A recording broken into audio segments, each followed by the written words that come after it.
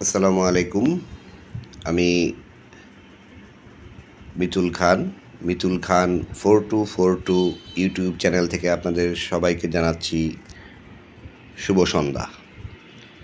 আজকে একটি বিষয় নিয়ে আলাপ করতে বসলাম, তা হচ্ছে বাংলাদেশের বর্তমান রাজনৈতিক পরিস্থিতি এবং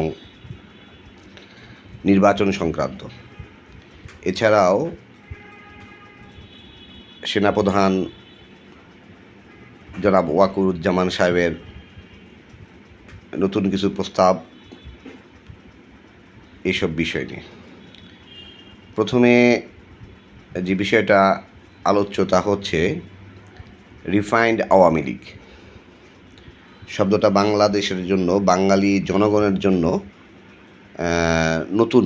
কেননা আওয়ামী লীগকে রিফাইন্ড, তেল যেরকম রিফাইন্ড করে একটা ভোজ্য তেলে রূপান্তরিত করা হয়, এখন আওয়ামী লীগকেও ওই রকম রিফাইন্ড করে নতুন করে বাংলাদেশে প্রেজেন্টেশন করা হবে। এবং সেই সাথে সেনাপ্রধান, যা খবরের নিউজে শুনলাম যে এরকমও নাকি সমন্বয়কদের প্রস্তাবনা দেওয়া হয়েছে যে একসাথে নির্বাচন করতে এবং আসনও সমঝোতার ভিত্তিতে ভাগাভাগি করতে।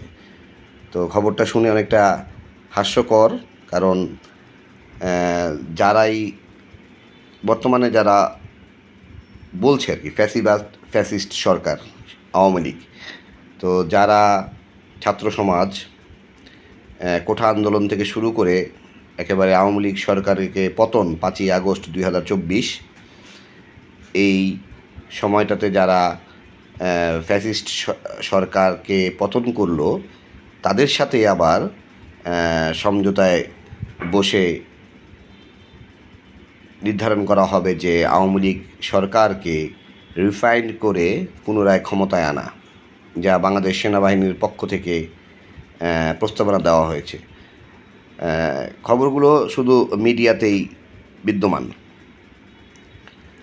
এখন কথা হচ্ছে যে যদি আওয়ামী লীগ সরকারকে -1 নীতিতে সমন্বয়করা এবং নতুন যে জাতীয় নাগরিক কমিটি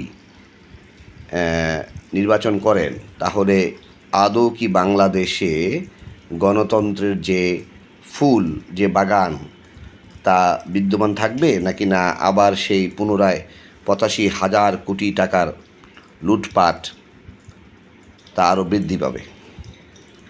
যাই হোক,